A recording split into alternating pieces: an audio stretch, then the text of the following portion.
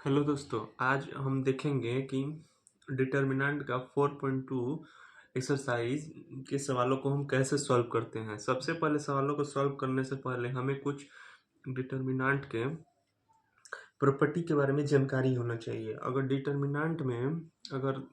Determinant हमें दिया हुआ है, उसका फर्स्ट प्रॉपर्टी होता है कि पहला डिटर्मिनेंट अगर दिया हुआ है A1 A2 A3,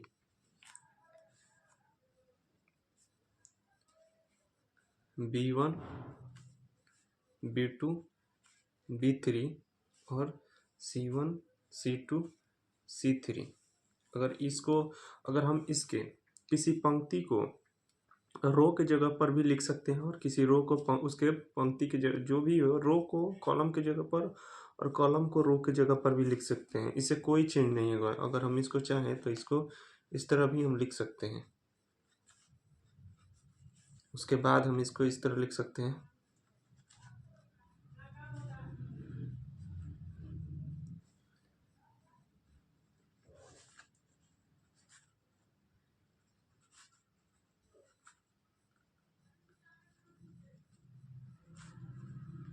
इसको हम इस तरह भी लिख सकते हैं। इससे हमें कोई फर्क नहीं पड़ेगा।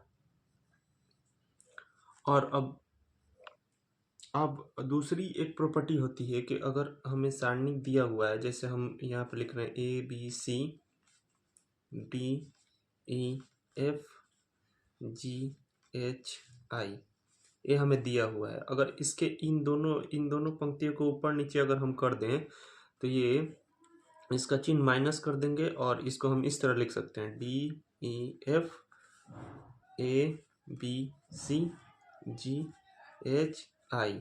ये इसका दूसरा नंबर गुण होता है। अब हम तीसरे नंबर गुण को देखते हैं कि इसका तीसरा गुण क्या होता है। अब बात करें हम तीसरे गुण की, तो तीसरा गुण ये होता है कि अगर सारणिक में दिया हुआ है A1 A2 A3 B1 B2 B3 C1 C2 C3, अगर हम यहाँ पर देखें तो अगर अगर दो पंक्ति, अगर इन दोनों का मान एक समान हो, अगर A1 और B1 का मान एक समान हो, तो यहाँ पर भी A1, फिर A2, यहाँ पर भी A2 और A3, और फिर यहाँ पर भी A3। अगर इन दोनों पंक्तियों का मान एक समान हो तो यहाँ पर हम लिख सकते हैं जो सारणी का मान होगा वो 0 के बराबर हो गया। ये प्रॉपर्टी होती है डिटर्मिनेंट्स की। और चौथी प्रॉपर्टी की बात करें तो चौथी प्रॉपर्टी हमें ये कहती है कि अगर डिटर्मिनेंट दिया हुआ है A1 A2 A3 B1 B2 B3 और C1 C2 C3, अगर इस तरह दिया हुआ है, अगर हमें इसमें m से इसको गुणा करना है तो या तो हम इस पूरे रो में इससे गुणा कर देंगे या इस पूरे पंक्ति में कर देंगे। तो यहाँ पर हो जाएगा m A1 m A2 m A3। इसको फिर इस तरह लिखेंगे B1 B2 B3 C1 C2 C3। जो हमें m दिया हुआ है, या तो हम किसी एक पंक्ति में उससे पूरा करेंगे गुणा, या इसके किसी कॉलम में उसके से गुणा करेंगे। ये कुछ प्रॉपर्टी होती है जो हमें जानकारी होना चाहिए, जिससे हम 4.2 एक्सरसाइज को आसानी से बना सके। अब हम 4.2 एक्सरसाइज के क्वेश्चन नंबर 1 पर आते हैं और देखते हैं कि कैसे उसको बना सकते हैं। अब हमें इस क्वेश्चन को बराबर 0 प्रूव करना है। तब हम क्या करेंगे कि हम इसको किस तरह प्रूव कर सकते हैं। आइए इसका हम सॉल्यूशन देखते हैं। तो यहाँ पर सॉल्यूशन में हम देख रहे हैं कि इसको हम C1 कहते हैं, इसको C2 कहते हैं, इसको C3 कहते हैं। ठीक, ये तीनों कॉलम है, इसको C1 से डिनोट किए, इसको C2 से, इसको C3 से। अब क्या होगा कि हम यहाँ पर देख रहे हैं कि x प्लस ए, और यहाँ इन दोनों को अगर जोड़ देंगे तो ये भी x प्लस ए हो जाएगा। तो ये दोनों बराबर हो जाएगा तो 0 के बराबर आ जाएगा। अब हम इसको कैसे करते हैं, अब यहाँ पर लिखते हैं हम कि C1 के जगह पर हमें C1 और प्लस C2 लिखना पड़ेगा। तो C1 प्लस C2 यहाँ पर लिख दिए। अब क्या करेंगे कि हमें C1 की जगह पर C1 प्लस C2 लिखना पड़ेगा। यहाँ पर फिर C1 हमें दिया हुआ है x, प्लस ए, फिर यहाँ पर हो जाएगा y प्लस बी और z प्लस सी, ये हम लिख दिए। और C2 को जैसे है वैसे ही रख देंगे, x प्लस ए, y प्लस बी और z प्लस सी। और जो इसका प्रॉपर्टी होता है कि दो पंक्ति एक समान हो जाएगा तो वो 0 के बराबर होगा, तो इसलिए ये जो है ये इसका आंसर 0 आ गया, जो हमें प्रूव करना था कर दिए।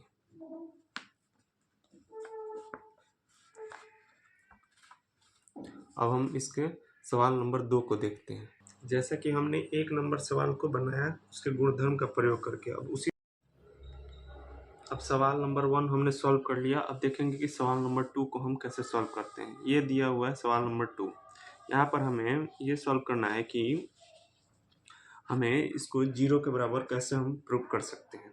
तो सबसे पहले हम क्या करेंगे कि यहाँ पर हमें लेना पड़ेगा, तो इसको हम C1 जिस तरह पहले सवाल को देखें, यहाँ पर C2 और यहाँ पर C3 तीनों हो गया। अब हम क्या कर सकते हैं, हमको किसी एक पंक्ति के बराबर दूसरे पंक्ति को बनाना है। तो हम इसको हम यहाँ पर देख रहे हैं कि यहाँ पर अगर हम ले लेंगे तो हो सकता है। तो हम यहाँ पर क्या करेंगे, अब हम यहाँ पर लिखेंगे C1 की जगह पर हम लिख सकते हैं C1 प्लस C2। इसको इस तरह लिख सकते हैं हम, जैसे यहाँ पर B से B कट जाएगा और A माइनस C आ जाएगा, और C को हम माइनस में माइनस कॉमन ले लेंगे बाहर, तो यहाँ पर वो आ जाएगा। तो चलिए अब हम देखते हैं सॉल्यूशन में। सबसे पहले हम क्या करते हैं, यहाँ पर सॉल्यूशन करते हैं। तो यहाँ पर हम लिख रहे हैं, यहाँ पर लिखेंगे a माइनस बी और इसको भी यहाँ पर प्लस करना है, तो प्लस b माइनस सी। और जैसा b इधर C2 की जगह पर वैसा ही लिखना, c माइनस ए को c माइनस सी लिख देना है। फिर उसी तरह फिर b minus C plus c minus A, और फिर यहाँ पर हमें उसी तरह लिखना है c माइनस ए और यहाँ पर लिख देना है फिर a माइनस बी। फिर उसी तरह यहाँ पर लिखेंगे c minus A plus a minus B, और फिर यहाँ पर हो जाएगा a माइनस बी और यहाँ पर हो जाएगा b माइनस सी। अब ये बराबर 0 हमको लाना है, यहाँ पर 0 के बराबर करना है। तो हम यहाँ पर क्या करेंगे कि देख रहे हैं यहाँ पर b से ये b खत्म, c से यहाँ पर c कट जाएगा और a से यहाँ पर a कट जाएगा। तो यहाँ पर हो जाएगा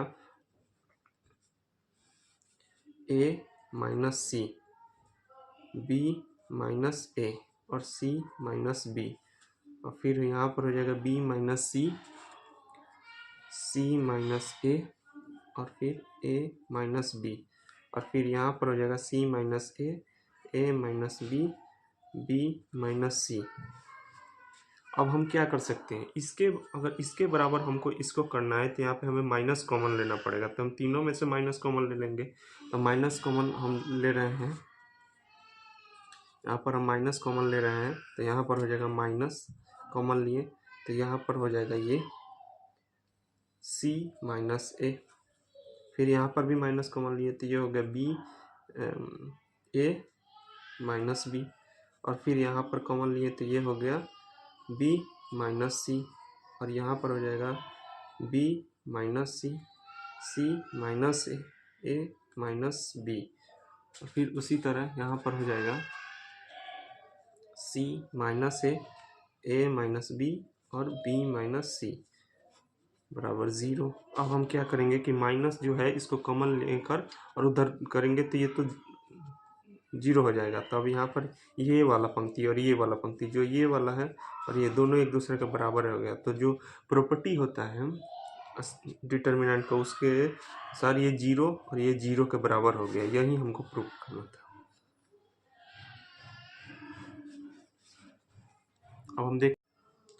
अब हम देखते हैं कि जो NCERT का 4.2 एक्सरसाइज है उसका 3 नंबर सवाल को हम कैसे सॉल्व कर सकते हैं। सबसे पहले इस सवाल को अगर देखें तो हमें इसका जो प्रॉपर्टी है उसको लगा के इसको सॉल्व करना है। तो हम क्या कर सकते हैं कि इसका कोई भी दो कॉलम या रो कुछ भी बराबर आ जाए तो हम इसमें कुछ सोचेंगे। तो अगर हम यहाँ पर देखें तो 7 है, अगर 7 को 9 से मल्टीप्लाई कर दे तो 63 आ जाएगा, और 63 में 2 ऐड कर देंगे तो ये 65 के बराबर आ जाएगा, और ये दोनों एक दूसरे के इक्वल आ जाएगा। तो इससे हमें जो गुणधर्म का प्रयोग करना है वो हो जाएगा। तो चलिए अब हम देखते हैं कैसे कर सकते हैं। तो यहाँ पर हमें जो C2 है ये वाला C1 होगा, ये C2 होगा, ये C3 होगा। हम C2 की जगह पर क्या लिख सकते हैं, हमें लिखना पड़ेगा 9C2 प्लस C1, ये हम लिख सकते हैं। अब यहाँ पर हम लिखेंगे, यहाँ पर लिखेंगे हम 2 3 5 और यहाँ पर करेंगे तो 7:9, तो ये 63 होगा। 63 + 2 तो ये 65 हो जाएगा।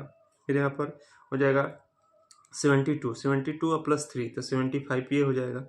और यहाँ पर होगा 81 + 5 तो यहाँ पर हो जाएगा 86।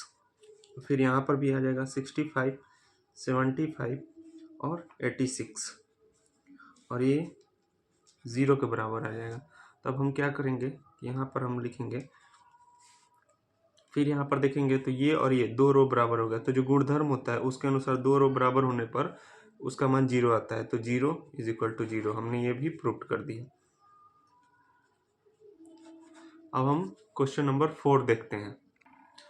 अब हमें देख रहे हैं कि क्वेश्चन नंबर 4 हमें ये दिया हुआ है। अब हम इसको देखेंगे कि हम इसमें उसका गुणधर्म का प्रयोग, प्रॉपर्टी का प्रयोग कैसे कर सकते हैं। तो सबसे पहले हम इसमें क्या कर सकते हैं कि इसको हम लिखेंगे, इसको जो गुणा कर देंगे हम लिखेंगे।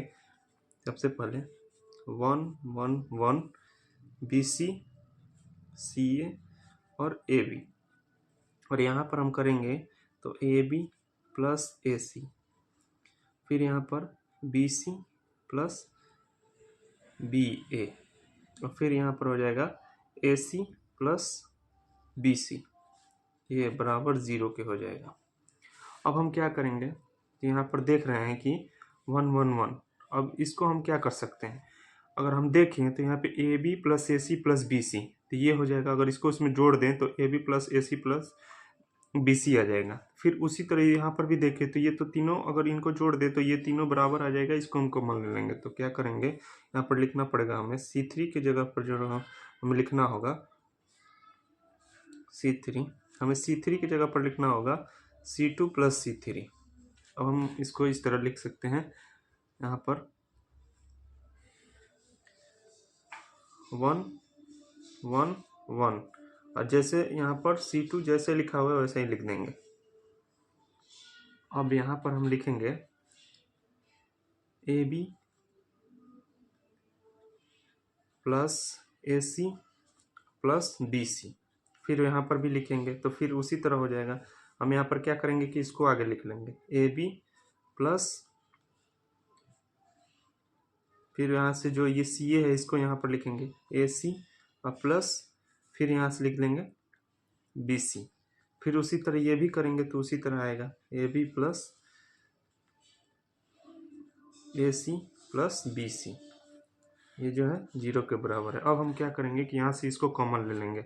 इसको हमने कॉमन ले लिया तो यहाँ पर हो जाएगा AB + AC + BC और ये जो हो जाएगा 1 1 1 BC CA AB और फिर 1 1 1 और 0। तो ये तो पूरा प्रॉपर्टी के हिसाब से ये 0 हो गया।